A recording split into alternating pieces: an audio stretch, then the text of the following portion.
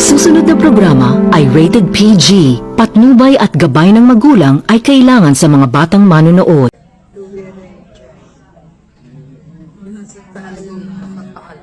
Nung sinabi ng tinanong ng Yes Pinoy, daming mga calamities na paanan niya. Itong sa Taal, ano yung anong mga realization din sa'yo? Ano yung mga obserbahan mo? Yung distansya ko? Well, realizations ay number one, hindi dapat tumitigil yung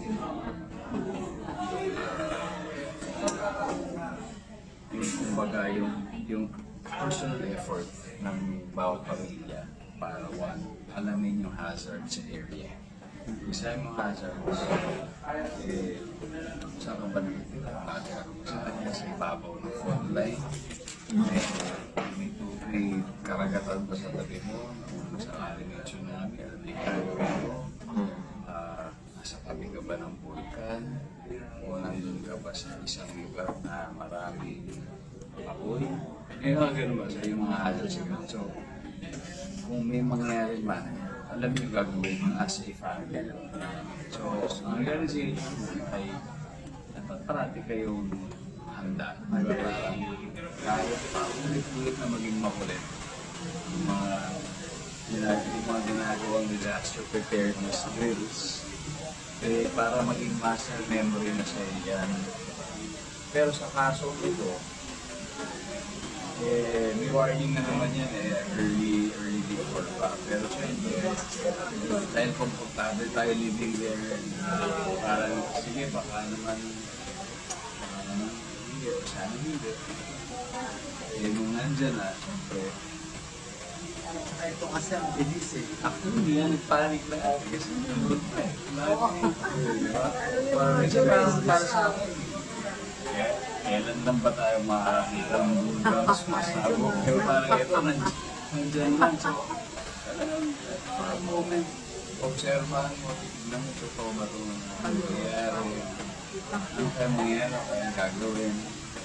Compared to pinatubo before, siguro na yun dahil grabe rin. Grabe yun.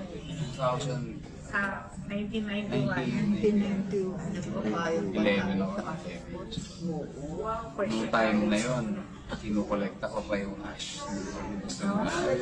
Hindi ko naman Fun. Ito naman talaga yung Fun pa nung tayo. Pakain tayo. Ano sa kayo mo?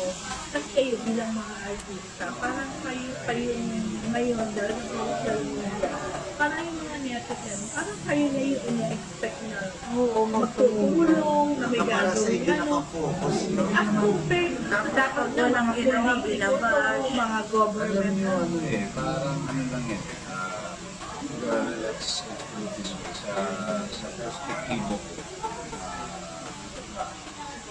Marami ang willing at gusto. Naghahanap lang sila ng tama o siguro pinaka-accessible na paraan kung paano. Kasi, syempre, ang unang lalabas sa isip, hindi mo na-isipin. Syempre, yung mga nandiyan na matagal na, like Red Cross, asahan mo, di ba? And of course, BF natin, di ba? Which I think they're really doing their jobs. Pero meron din naman on the other hand, yung civil society na gusto ko. So, kapag may mga organizations na ganyan, imbis na i-risk mo yung buhay mo, kasi yung lahat makakapunta dahil magiging hazardous din yan kung hindi ka familiar dun sa buhay. Mga ikaw mismo, hindi sa makatulong. Kagaya yung nangyari dun sa tatlong tumulong. Oo, ikaw pa mismo ang maging